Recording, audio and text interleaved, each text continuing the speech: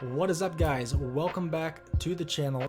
Today we're talking about Xenoblade Chronicles Definitive Edition, because I did just beat this game 2 days ago, and I want to talk about it. I want to give it a little review. Okay, shouldn't be too crazy extensive, and I'm not really going to talk about spoilers. Granted, it is a 10-year-old game, so I'd probably be safe in doing so, but we're not going to do that here. Let's just go ahead and jump right into it, guys. I didn't know anything about this game before I played it, other than the fact that people said it was good, and that's the reason I bought it and picked it up. Let's get into the story. What did I think of the story? The story was fantastic. All the way through, man. All the way through. I'll say the first 30 hours of the game are kind of the introduction of the story, which is weird for me to say. 30 hours seems like a long time, right? And yeah, it is. It's a pretty simple plot for the first 30 hours. Pretty much you're just out for revenge. Okay, like that's pretty much it for the first 30 hours. Okay. After 30 hours though, it really introduces you to the first twist of the game, which blew my mind. If you were watching my live stream, you saw me sent me out of my chair. Sent me out of my chair. My Twitch will be in the description below, by the way. So it throws the first twist at you, and then it consistently throws more and more and more twists or big reveals throughout the rest of the game. It did a really good job for me. I picked up on this, dude. Okay, so it would give you 2 or 3 questions. All right, it would propose a couple of questions to you that were very interesting. Obviously, you want to find the answers to these big questions. It'll help you understand what's going on in the story, the grand scheme.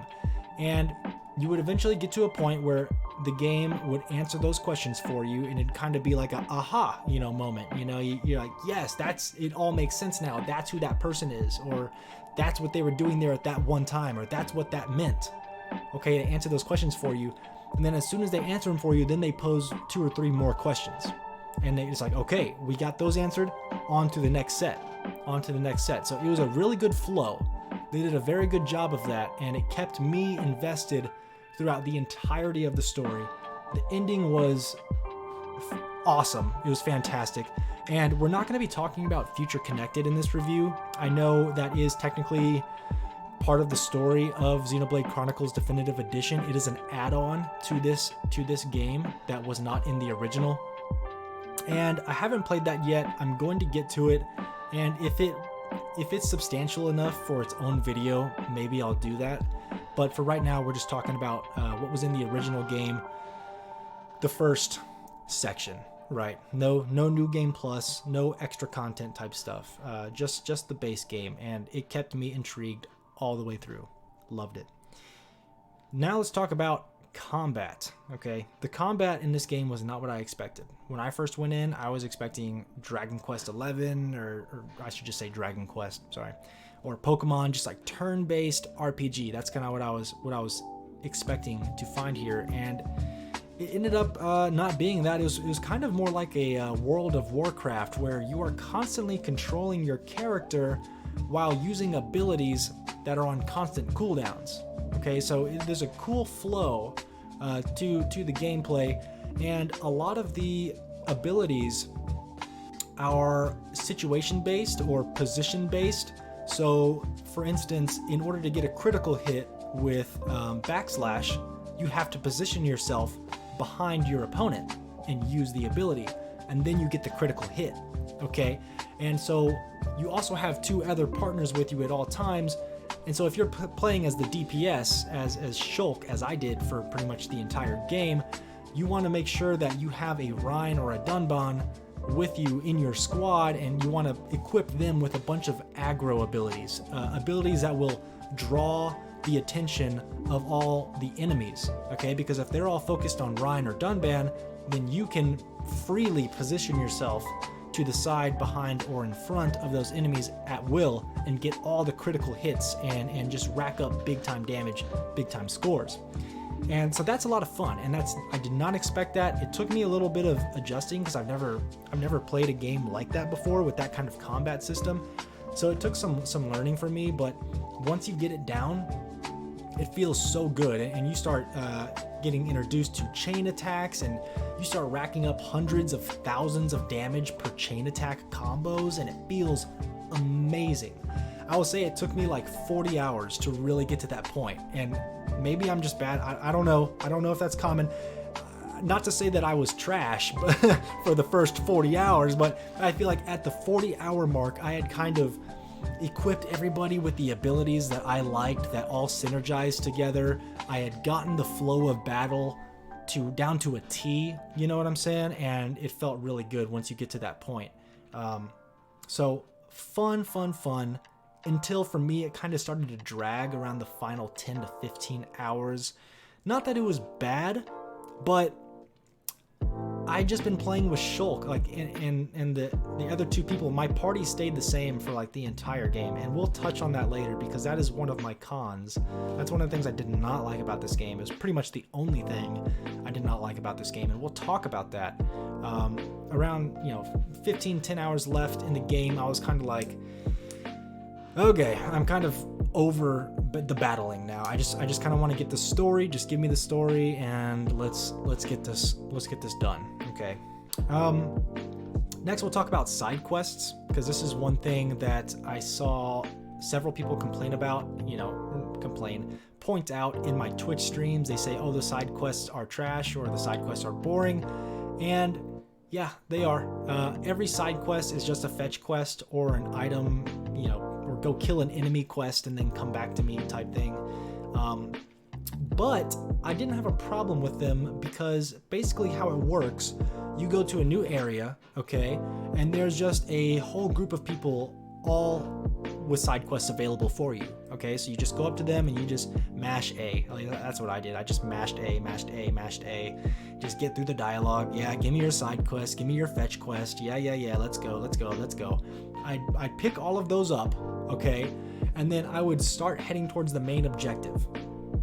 And on the way to the main objective, I would look at my mini-map, and if I just happened to see a side quest objective on my way to the main objective, I just, go off the path a little bit, kill that enemy, or go pick up that item or whatever, and do the side quest and get the XP or the currency that the rewards, that you get from doing those side quests. And for the vast majority of side quests, you don't have to return to the person who gave it to you. So as soon as you kill that enemy, boom, quest completed. There's your reward.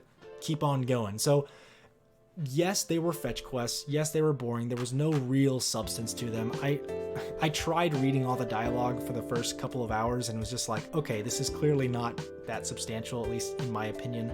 It was not interesting to me. So they were not really an inconvenience to me, because you could just do most of them while you're on your way to the main objective. So yeah, not very imaginative, not very creative, but not really, didn't really bug me either. Let's see, what should we talk about next, guys? I guess we can talk about the setting, like where the game takes place, and the soundtrack and everything, and the voice acting. All of that was great. I especially love the setting. The fact that the entire game takes place on the surface of these giant creatures, the Bionis or the Mechonis, blew my mind. As I said, I didn't know anything about this game going into it, and so when I realized that the world that we are playing on is not, in fact, a planet, it is not a world, we are traversing on the surface of these giant creatures, that just blew my mind. I loved that idea. It was super cool. Yeah, it pumped me up. The voice acting was all good. I started in Japanese because I'm a sub snob when it comes to anime and stuff like that. So generally, if there's a Japanese option, especially in a JRPG, I'll go with the Japanese option. I did that for a little while, but while streaming, I got annoyed of trying to read subtitles while also read chat at the same time. So I switched it to English, and it was actually really good. I actually really enjoyed the English voice acting. I thought they did totally fine. So that was a plus. That was nice. It was a good little surprise, because all I knew of the voice acting was from Shulk in Smash Bros. Going backslash, I'm really feeling it, and I was like, I don't want to listen to that for 80 to 90 hours or however long this game is going to take me. So I started in Japanese, but I eventually went to English, and yeah, it was good. Soundtrack was good. I don't know. No super humongous thoughts on the soundtrack. It was fine. Next, let's talk about the characters, and this is where the game gets its big negative for me. And it's not that I have a problem with the characters themselves. Well, let's just get into it. I'll just talk about it here. All the characters were great. Okay, I liked all of the characters, the playable characters. Let's see, you had 1, 2, 3, 4, 5, 6, sometimes 7 characters that you could switch between, and that was good. Like I loved seeing them interact with each other in the cutscenes, but where this game really tripped up for me was the lack of incentive to play as other characters. For the entire game, I would say for probably 90%, maybe 95% of the game, my lineup was Shulk, Dunban, and Sharla. Okay? Those are the only 3 people I really ever played with. I tried playing as other characters, but they just frankly weren't as strong or as powerful or as useful as Shulk. Okay? I tried playing as, no spoilers, I mean, it's a 10-year-old game, but I'm not going to give away the names of the other characters that you are introduced to later on in the game. But I tried playing it as those other characters that you unlock along the way, and I just never found them very useful in comparison to Shulk or Dunban or Sharla.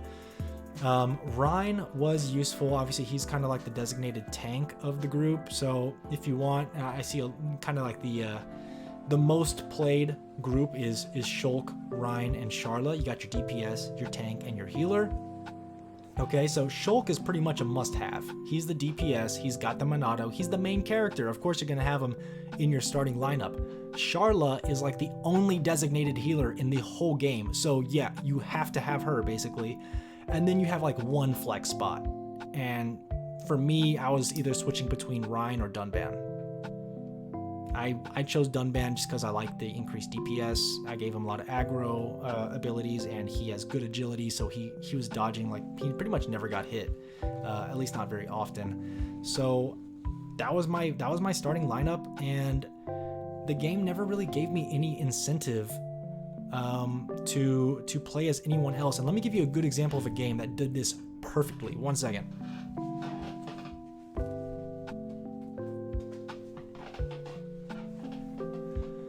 This guy right here.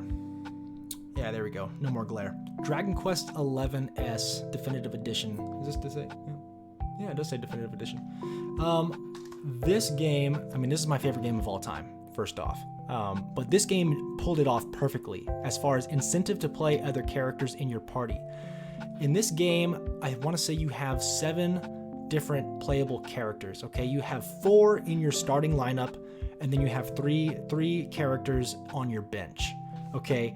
And what Dragon Quest XI did very well, it was not uncommon for your starting lineup to die. Like your starting lineup characters, whether it's 1 character or 2 characters die, sometimes your entire starting lineup gets killed during like big boss battles or mini bosses, or just a generally like difficult opponent. It was not uncommon for them to die, and then it forces your bench players into the starting lineup, and now you have to rely on them to finish the fight for you. And that was so great. That was genius, because when you finish the game, now you feel like everybody participated. Everybody was a part of this. We all worked together and earned this W at the end of Dragon Quest XI, because all 7 characters got adequate amounts of actual combat in the game, which also meant that you always had to make sure that all 7 of your characters were fully stocked with the best armor, the best abilities, make sure all their skill trees are maxed out at all times, because you never knew when those bench players would be thrust into the starting lineup and have to win the fight for you. I can't tell you how many times my bench players would come in and you know, there'd be one guy left and he'd get the finishing kill. And it was like, yes, dude, like, that was a team effort. Every single person in this game contributed to defeating the final boss or whatever. But with Xenoblade, you don't really get that. I mean, you beat the game and everyone's saying like, yeah, we did it. And it's like, well, Shulk did it. Dunban and Charlotte did it. Ricky, you just keep being you, man. You know? So that's the only complaint I have about this game. Honestly, it was good. I don't want to end on like such a sour note, but it did bug me a lot throughout the entirety of the game. But that's the only thing that bugged me about this game. Would I recommend this to anybody else who likes JRPGs? Absolutely. It's obviously a great game. It's beloved by so many people, and I'm gonna hop on board with that. Yeah, I'm gonna give this game an 8 out of 10. Loved it. It was great. I'm looking forward to Future Connected. And as I said earlier, if it's sufficient or substantial enough for me to do so, I'll make a separate video on that. But we'll see. We'll see about that. It's just kind of like extra content for fun. I don't really know what it's all about, but yeah, we'll find out. Guys, Twitch and Twitter are in the description below. Like and subscribe if you enjoy the content. Let me know what you think of Xenoblade Chronicles Definitive Edition. Did you play it on the original Wii? Did you do the 3DS? Have you done Future Connected yet? And is it worth it for me? Like, I'm gonna play it regardless, but should I be extra excited for Future Connected? Let me know down in the comments below, and I'll see you on the next one. Peace.